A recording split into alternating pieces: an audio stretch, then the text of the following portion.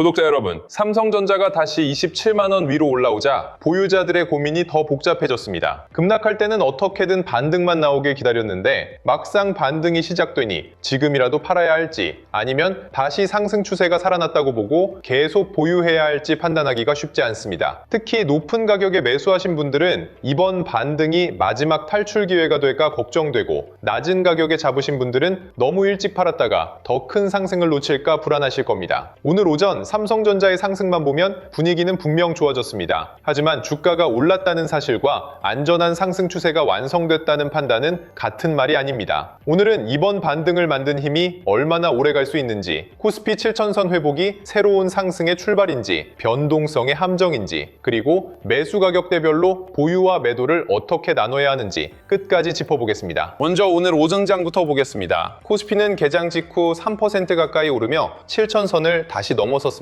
삼성전자도 2% 안팎 상승하며 27만 3천원 부근까지 올라왔고, SK하이닉스는 6% 가까이 급등했습니다. 삼성전기와 현대차, 로봇과 반도체 장비주까지 매수세가 퍼지면서 지수의 상승 범위도 넓어졌습니다. 중요한 것은 시초가만 높게 형성된 것이 아니라는 점입니다. 장중 차익 실현이 나와도 외국인과 개인의 매수가 지수를 받쳐주고 있고, 반도체 대형주에서 시작된 온기가 다른 업종으로 이동하고 있습니다. 다만 기관은 장 초반 상당한 물량을 내놓고 있습니다. 따라서 오전에 강한 출발만 보고 오늘 종가까지 같은 흐름이 이어질 것이라고 단정해서는 안 됩니다. 오늘 시장의 첫 번째 시험은 7000선을 잠시 넘느냐가 아니라 오전 매물을 소화한 뒤에도 그 부근에서 거래를 이어갈 수 있느냐입니다. 이번 반등에는 세 가지 힘이 동시에 들어왔습니다. 미국 물가가 예상보다 안정되면서 금리 부담이 낮아졌고, 샌디스크와 마이크론의 급등으로 메모리 업황에 대한 불안이 줄었으며, 국내에서는 외국인 자금이 다시 들어오기 시작했습니다. 이 가운데 하나만 작동했다면 단기 기술적 반등으로 끝날 가능성이 컸을 겁니다. 하지만 거시경제와 반도체 업황, 외국인 수급이 같은 방향으로 움직이면서 반등의 질이 지난주보다 좋아졌습니다. 그래서 지금 흐름을 단순한 공포 해소 정도로만 보기도 어렵습니다. 반대편에서는 주가가 매우 짧은 기간에 급하게 올라왔고, 연휴를 앞둔 차익 실현과 기관 매도가 남아 있습니다. 결국 지금은 상승과 하락 가운데 하나를 미리 단정할 때가 아닙니다. 세 가지 힘이 며칠 더 유지되는지를 확인하면서 보유 비중을 조절해야 하는 구간입니다. 간밤 미국 시장을 끌어올린 가장 큰 재료는 7월 생산자 물가였습니다. 생산자 물가는 전달과 비교해 거의 오르지 않았고, 시장이 예상했던 수준보다 낮게 나왔습니다. 1년 전과 비교한 상승률도 5%에 못 미치며 전월보다 둔화됐습니다. 기업이 생산 과정에서 부담하는 비용이 더 빠르게 오르지 않았다는 뜻입니다. 앞서 고용 증가세가 둔화됐고, 소비자 물가도 예상 범위 안에 들어왔습니다. 여기에 생산자 물가까지 진정되면서 연준이 9월에 다시 금리를 올려야 한다는 주장은 힘을 잃었습니다. 시장에서는 9월 금리 동결 가능성을 70% 가까이 반영하기 시작했습니다. 미국 10년물 국채 금리도 4.6%대로 내려왔습니다. 반도체와 AI처럼 미래 이익을 먼저 반영하는 성장주에는 주가에 적용되는 할인 부담이 낮아지는 환경입니다. 그렇다고 물가 위험이 끝난 것은 아닙니다. 생산자 물가의 전월 상승세는 멈췄지만 1년 전과 비교한 절대 수준은 연준이 편안하게 느낄 만큼 낮지 않습니다. 서비스 가격도 여전히 오르고 있고, 미국의 재정 적자와 정부 부채 문제는 장기 국채 금리를 높은 수준에 붙잡아둘 수 있습니다. 실제로 30년물 국채 입찰 금리는 5%를 넘으며 장기 자금 조달 비용이 상당히 높다는 사실을 다시 보여줬습니다. AI 데이터 센터는 막대한 자금이 필요한 사업입니다. 금리가 조금 내려갔다고 해도 빅테크와 AI 인프라 기업의 차입 부담이 사라지는 것은 아닙니다. 따라서 이번 물가 지표는 금리 인상 공포를 낮춘 재료이지 곧바로 저금리 시대가 돌아왔다는 신호는 아닙니다. 삼성전자에는 분명 호재지만 주가가 계속 오르려면 금리의 추가 하락보다도 높은 금리 속에서 AI 고객사들이 투자를 지속할 수 있다는 증명이 필요합니다. 국제유가도 함께 봐야 합니다. 간밤 국제유가는 최근 상승에 대한 도담과 수요 둔화 우려가 겹치면서 2% 넘게 하락했습니다. 유가가 내려가면 운송비와 생산비 부담이 줄고 물가가 다시 튀어오를 가능성도 낮아집니다. 반도체와 성장주에는 우호적인 조합입니다. 하지만 중동의 불확실성은 아직 해결되지 않았습니다. 호르무즈 해협과 관련된 협상이 다시 꼬이면 공급 부족 우려가 살아날 수 있고, 유가는 짧은 시간에 방향을 바꿀 수 있습니다. 지금의 유가 하락에는 공급 문제가 해결됐다는 확신보다 높은 가격이 수요를 위축시킬 것이라는 걱정도 섞여 있습니다. 유가가 경기 둔화 우려 때문에 내려간다면 모든 모든 업종에 좋은 소식은 아닙니다. 따라서 삼성전자 투자자는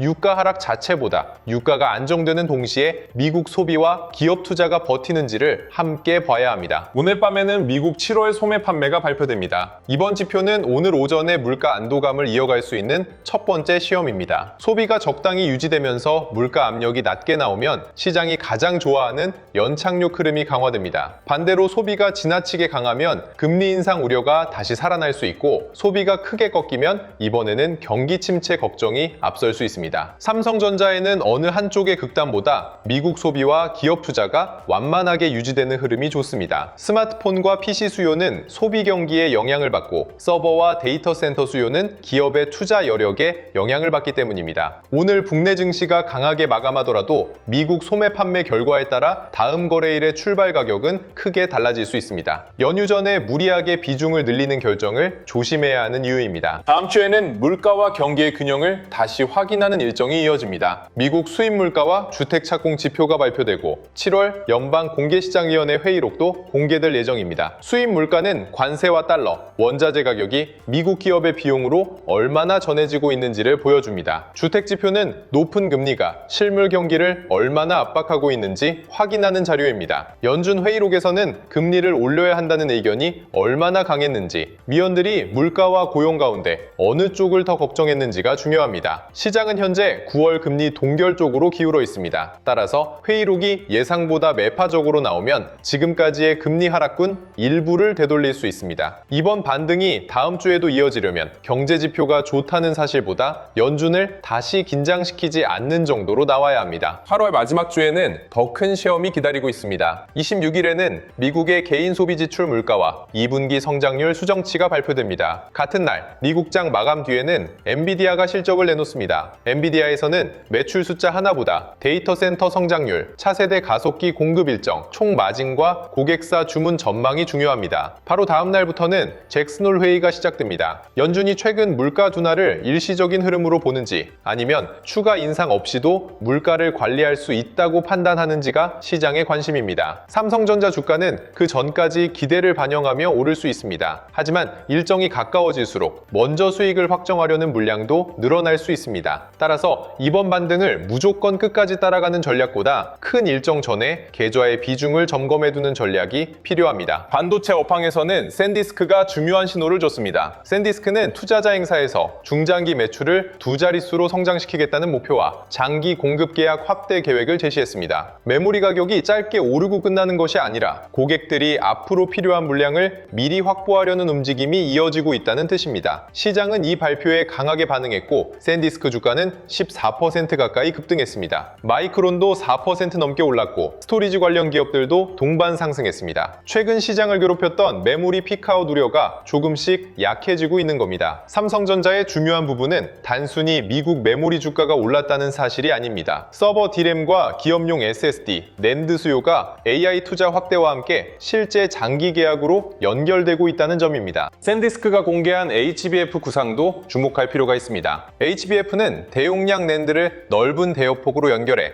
AI 추론 과정의 저장 장치 병목을 줄이려는 기술입니다. 현재 AI 메모리의 중심은 HBM이지만 추론 서비스가 커질수록 모든 데이터를 값비싼 HBM에만 담을 수는 없습니다. 고속 처리에는 HBM을 사용하고 훨씬 큰 용량의 데이터에는 고성능 낸드와 새로운 저장 장치를 함께 쓰는 구조가 필요해집니다. 이 흐름은 삼성전자의 기회가 될 수 있습니다. 삼성전자는 D램과 HBM뿐 아니라 낸드와 기업용 SSD까지 함께 공급할 수 있기 때문입니다. AI 투자가 가속기 한 종류에서 메모리와 저장 장치, 네트워크와 전력 장비로 넓어질수록 삼성전자가 접근할 수 있는 시장도 커집니다. 다만 HBF는 아직 상용화까지 시간이 필요합니다. 지금 주가에는 당장의 매출보다 AI 메모리 시장의 외연이 더 넓어질 수 있다는 기대가 먼저 반영되고 있습니다. 반도체 장비 투자도 완전히 꺾인 모습은 아닙니다. 램리서치는 앞으로 5년 동안 연구개발 시설에 30억 달러 넘게 투자하겠다고 밝혔고 주가도 3% 넘게 올랐습니다. 메모리 기업들이 미세 공정과 접층 기술을 고도화하려면 식각과 증착, 검사 장비 투자가 계속 필요합니다. 특히 HBM은 같은 웨이퍼 투입량으로 일반 D램보다 더 많은 공정과 패키징 능력을 요구합니다. 메모리 공급이 부족한데도 생산업체가 무작정 공장을 늘리지 못하는 이유입니다. 수요가 강한 상태에서 기술 전환 투자까지 이어진다면 국내 반도체 장비와 기판, 테스트 업체에도 주문이 확산될 수 있습니다. 오늘 이오테크닉스와 주성 엔지니어링 같은 장비주가 강한 이유도 이 흐름과 연결됩니다. 대형 반도체의 상승이 장비와 부품으로 번지는 것은 시장의 체력이 좋아지고 있다는 신호입니다. 반도체와 AI 업종이 모두 편안한 것은 아닙니다. 시스코는 실적 전망이 시장 기대에 못 미치면서 8% 넘게 하락했습니다. 광통신 기업 코히어런트도 실적은 좋았지만 수익성 개선폭이 기대만큼 크지 않다는 이유로 크게 밀렸습니다. AI 반도체 설계사 세레브라스는 클라우드 매출이 급증했는데도 하드웨어 매출과 이익률이 실망을 주며 두 자릿수 하락했습니다. 어플라이드 머티어리얼즈 역시 실적과 전망이 좋았지만 이미 높아진 눈높이를 뛰어넘지 못해 시간 외에서 약세를 보였습니다. 이 사례들이 말해주는 것은 분명합니다. AI 수요가 사라진 것이 아니라 좋은 실적만으로는 주가가 계속 오르기 어려운 구간에 들어왔다는 겁니다. 앞으로는 매출 성장뿐 아니라 이익률과 현금 흐름, 수주가 얼마나 오래 이어질지까지 증명해야 합니다. 이 점에서 삼성전자의 반등도 두 단계로 나눠봐야 합니다. 첫 번째 단계는 메모리 업황이 무너진다는 공포가 줄어들면서 나타난 가치 정상화입니다. 최근 주가 급락 과정에서 삼성전자의 장기 실적까지 지나치게 비관적으로 반영됐고 미국 메모리주의 강세가 그 할인폭을 되돌리는 역할을 했습니다. 두 번째 단계는 삼성전자의 경쟁력 자체를 다시 높게 평가받는 과정입니다. 2단계로 넘어가려면 HBM4와 기업용 SSD, 서버 D램 판매가 실제 매출과 이익으로 이어져야 합니다. 파운드리와 첨단 패키징에서도 고객 주문과 수율 개선이 확인돼야 하고요. 현재 반등은 첫 번째 단계에서 상당한 진전을 보였습니다. 하지만 두 번째 단계까지 완성됐다고 단정하기에는 아직 확인할 내용이 남아 있습니다. 그래서 낮은 가격에 매수한 투자자와 높은 가격에 매수한 투자자의 대응이 달라져야 합니다. 오늘 삼성전자와 SK하이닉스의 상승폭이 다른 점도 눈여겨봐야 합니다. SK하이닉스는 미국 ADR 강세를 이어받아 6% 가까이 올랐고 삼성전자는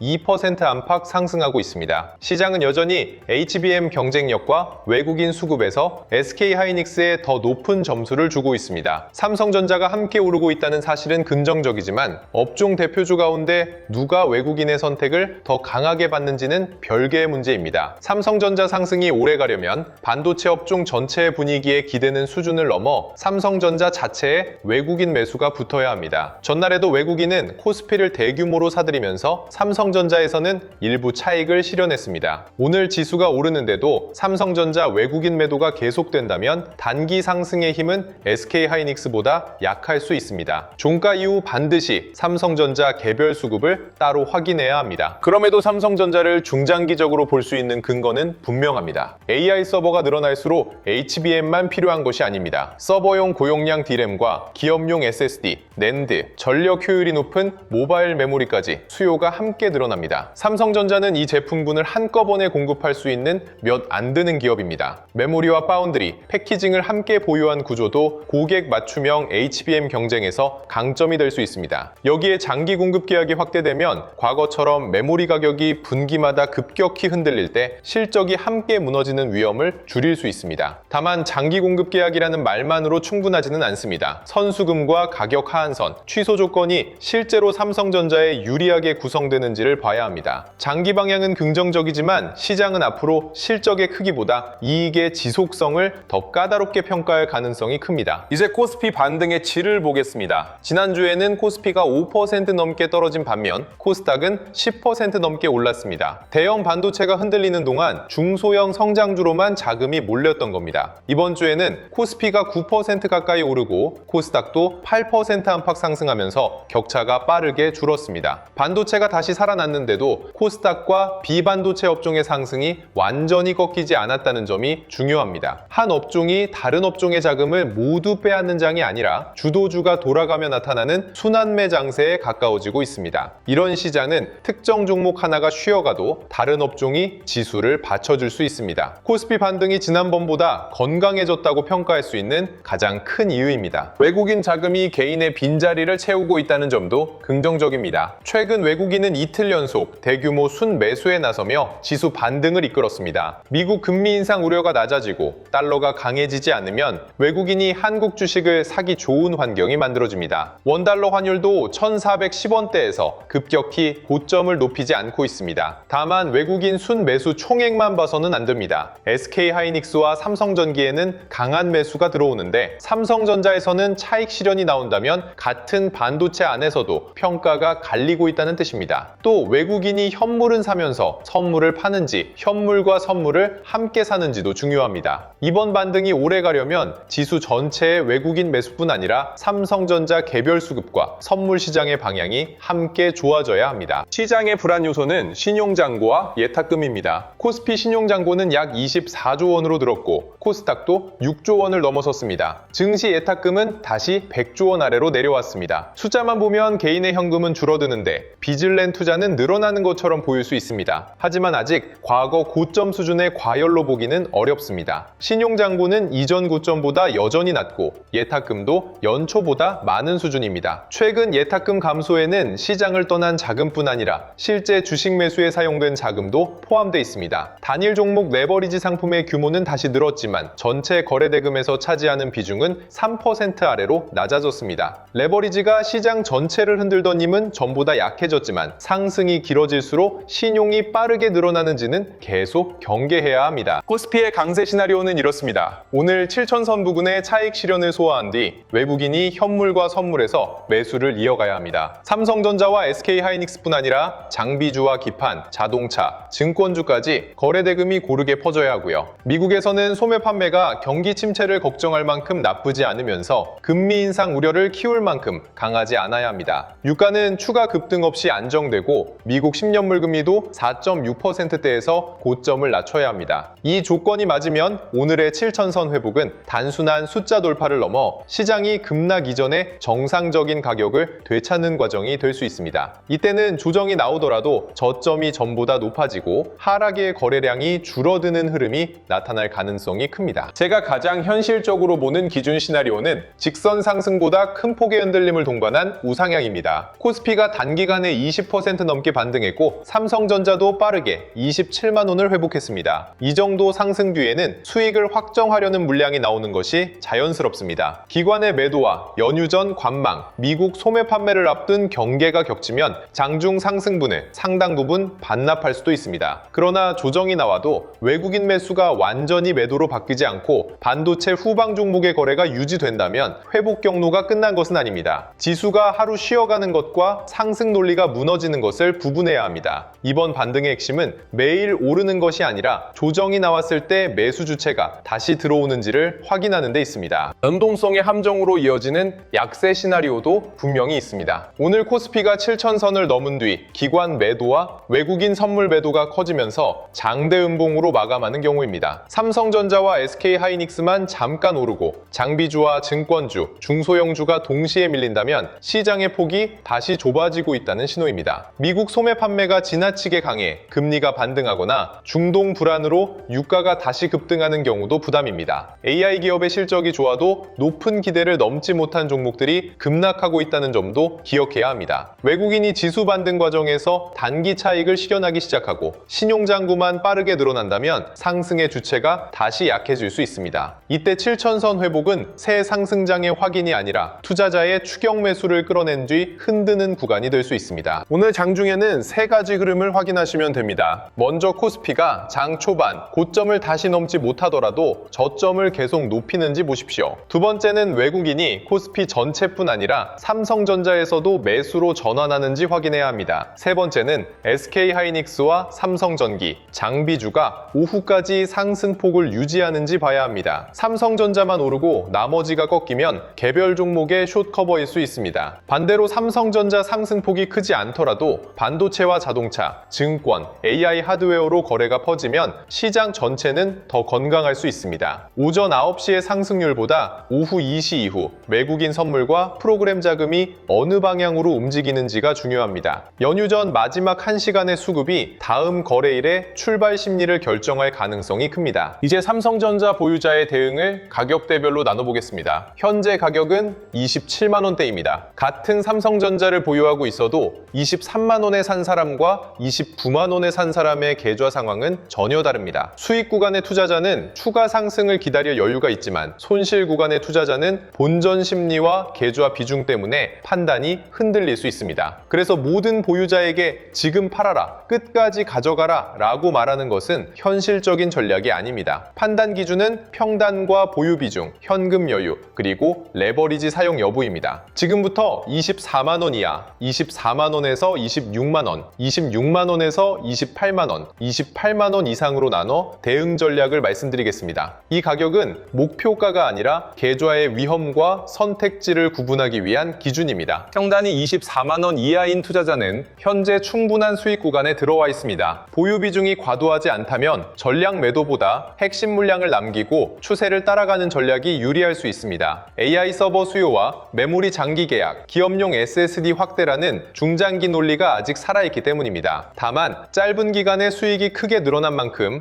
일부 이익을 확정해 원금을 회수하거나 현금 비중을 만드는 선택도 합리적입니다. 이 경우 매도는 상승 전망을 포기하는 행동이 아닙니다. 남은 물량을 더 편하게 보유하기 위한 위험 관리입니다. 삼성전자 개별 외국인 매수가 붙고 반도체 후방주까지 강세가 이어지면 핵심 물량은 유지할 수 있습니다. 반대로 지수는 오르는데 삼성전자 외국인 매도가 계속되거나 종가의 상승분을 크게 반납하면 단기 수익 물량 일부를 정리하는 편이 안전합니다. 평단이 24만원에서 26만원 사이인 투자자도 현재 수익권에 들어와 있을 가능성이 큽니다. 이 구간에서는 전량 홀딩과 전량 매도 사이에 중간 선택을 두는 것이 좋습니다. 보유 물량의 일부는 장기 성장에 남기고 일부는 오늘과 다음 주 반등 과정에서 현금으로 바꾸는 방식입니다. 특히 삼성전자 비중이 계좌의 절반에 가깝다면 수익이 난 지금이 위험을 줄이기 좋은 시점입니다. 주가가 다시 흔들린 뒤에는 수익을 지키려는 마음과 본전을 잃기 싫은 마음이 충돌해 대응이 더 어려워집니다. 외국인 매수와 거래 대금이 유지되면 서둘러 전량을 팔 필요는 없습니다. 하지만 미국 소매 판매와 다음 주 연준 회의록을 앞두고 계좌 전체의 현금이 거의 없다면 일부 차익 실현으로 대응 여유를 만들어두는 편이 좋습니다. 평단이 26만원에서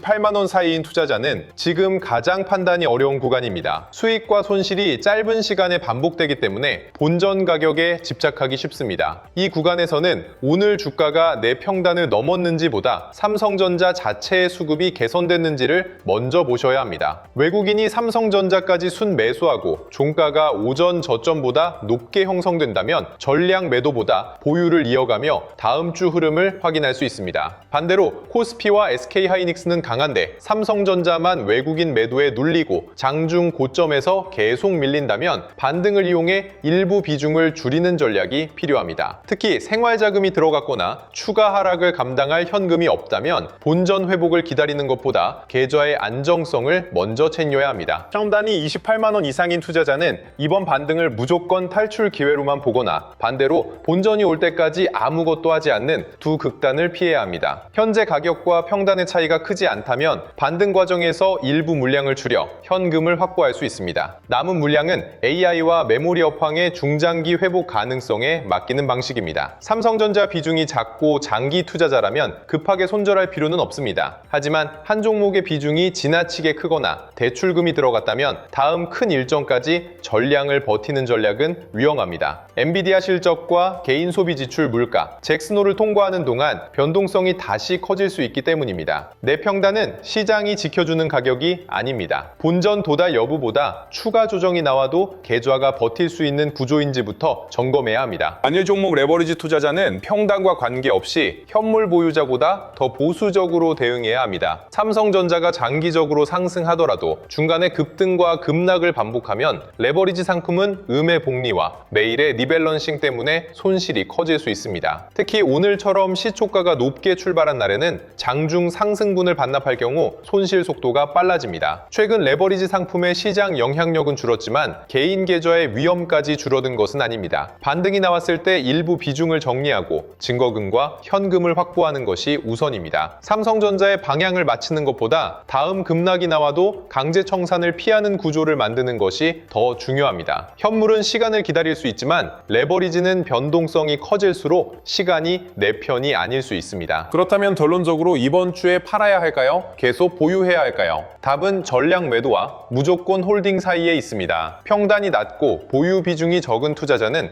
핵심 물량을 유지하면서 추세를 따라갈 수 있습니다. 평단이 현재 가격과 비슷하거나 계좌 비중이 큰 투자자는 반등을 이용해 일부 현금을 만드는 편이 좋습니다. 평단이 높고 대출이나 레버리지가 들어간 투자자는 본전만 기다리지 말고 위험을 줄일 기회로 활용해야 합니다. 이번 반등의 거시 환경과 AI 여파는 분명 개선됐습니다. 하지만 삼성전자 개별 외국인 수급과 높은 시장 기대는 아직 확인이 필요합니다. 따라서 장기 물량은 남기되 계좌가 다음 변동성을 견디지 못할 정도라면 일부 매도를 통해 선택지를 확보하는 전략이 가장 현실적입니다. 이 시점에 가장 먼저 볼 업종은 여전히 반도체입니다. 다만 삼성전자와 SK하이닉스의 상승률만 따라가서는 안 됩니다. 외국인 매수가 대형 메모리에서 삼성전기와 기판 장비와 테스트 업체로 확산되는지를 봐야 합니다. 대형주 가운데서는 HBM 경쟁력이 강한 SK하이닉스, 메모리와 낸드의 동시 수혜가 가능한 삼성전자, AI 서버용 MLCC와 기판 기대가 커지는 삼성전기가 중심입니다. 다만 오늘 급등한 종목을 시초가에 바로 따라붙기보다 장중 매물을 소화한 뒤 거래대금이 유지되는지 확인해야 합니다. 반도체 업황은 좋아지고 있지만 종목별 기대 수준은 크게 다릅니다. 좋은 상업 안에서도 이미 기대를 너무 많이 반영한 종목과 이제 실적이 따라오는 종목을 구분해야 합니다. 두 번째는 AI 하드웨어와 반도체 소부장입니다. AI 데이터 센터 투자가 이어지면 메모리 칩만 필요한 것이 아닙니다. 시각과 레이저 장비, 패키징 기판, 테스트 소켓, 전력과 냉각 설비까지 주문이 함께 드러납니다. 테스와 이오테크닉스는 메모리 공정 투자와 연결되고 심텍은 고성능 기판 수요 확대를 확인할 수 있는 종목입니다. 다만 소부장은 대형주보다 실적 변동성이 크고 고객사 투자 일정에 민감합니다. 미국 장비주가 좋은 실적을 내고도 기대를 넘지 못해 하락한 사례처럼 수주가 늘어도 주가에 이미 반영된 기대가 더 클 수 있습니다. 따라서 단순히 AI라는 이름보다 신규 수주와 가동률, 이익률이 실제로 좋아지는 기업을 중심으로 봐야 합니다. 세 번째는 증권 업종입니다. 코스피와 코스닥의 거래가 활발해지고 외국인 자금이 들어오면 증권사는 거래 수수료와 금융상품 판매, 투자은행 부문에서 실적 개선을 기대할 수 있습니다. 반도체와 로봇이 먼저 오른 뒤 후발 순환매가 나타날 때 증권주가 선택받을 가능성도 있습니다. 키움증권은 개인 거래 활성화의 영향을 크게 받고 미래에셋증권과 한국금융지주는 자산관리와 투자은행, 해외 사업까지 함께 볼 수 있습니다. 다만 증권주는 시장 상승이 이어져야 실적 기대도 유지됩니다. 코스피가 7창선을 회복한 뒤 거래대금이 줄고 변동성만 커지면 상승이 오래가기 어렵습니다. 증권주를 볼 때는 지수보다 거래대금과 신용잔고의 증가 속도, 외국인 선물 방향을 함께 확인해야 합니다. 후발 순환매에서는 자동차와 로봇, AI 소프트웨어도 확인할 수 있습니다. 오늘 현대차와 LG전자 같은 대형주가 강한 것은 자금이 반도체 한 곳에만 머물지 않고 있다는 신호입니다. LG전자는 데이터 센터 냉각과 로봇, 피지컬 AI 기대가 결합돼 있고 국내 로봇주는 AI가 실제 기계와 공장으로 확장되는 흐름의 수혜를 받을 수 있습니다. 미국에서는 클라우드와 소프트웨어 종목도 강하게 반등했습니다. AI 인프라에 투자한 돈이 소프트웨어 매출로 회수될 수 있다는 기대가 살아난 겁니다. 다만 순환매 업종은 대장주가 쉬는 동안 짧게 오르고 끝날 수도 있습니다. 거래대금이 하루만 들어오는지 외국인과 기관이 며칠 연속 매수하는지 확인해야 합니다. 오늘의 강세만으로 모든 IT 대형주와 로봇주를 한꺼번에 추격하는 전략은 피해야 합니다. 구독자 여러분, 삼성전자의 이번 반등은 지난주의 단순한 공포 해소보다 분명 좋아졌습니다. 미국 물가가 안정됐고 국채금리와 유가가 내려왔으며 샌디스크와 마이크론을 통해 메모리 수요의 지속성도 다시 확인됐습니다. 국내에서는 외국인 자금이 돌아오고 반도체에서 다른 업종으로 순환매가 퍼지고 있습니다. 하지만 코스피가 7천선을 넘었다는 사실만으로 변동성이 끝난 것은 아닙니다. 오늘 미국 소매 판매와 다음 주 연준 회의로 그 다음 엔비디아 실적과 잭슨홀까지 시장의 눈높이를 다시 시험할 일정이 이어집니다. 보유자는 전량 매도와 무조건 홀딩 가운데 하나를 고르기보다 평단과 계좌 비중에 맞춰 핵심 물량과 현금 비중을 나누십시오. 그리고 삼성전자 한 종목의 가격만 보지 말고 외국인 수급이 반도체 장비와 기판, 증권과 후발 대형주로 확산되는지 계속 확인해야 합니다. 주도주 알림센터에서는 삼성전자와 SK하이닉스의 외국인 수급 변화부터 반도체 소부장과 AI 하드웨어, 후발 순환매 업종으로 자금이 이동하는 순간을 빠르게 정리해드리고 있습니다. 매일 달라지는 시장의 자금 이동을 놓치고 싶지 않은 분들은 영상 아래 더보기란에 있는 공식 신청 페이지를 확인해 주시기 바랍니다. 오늘 영상이 도움이 되셨다면 구독과 좋아요로 함께 해주세요. 다음 영상에서도 삼성전자 반등의 힘이 실제로 유지되는지, 코스피가 7천선 위에서 자리를 잡는지 계속 확인해 드리겠습니다.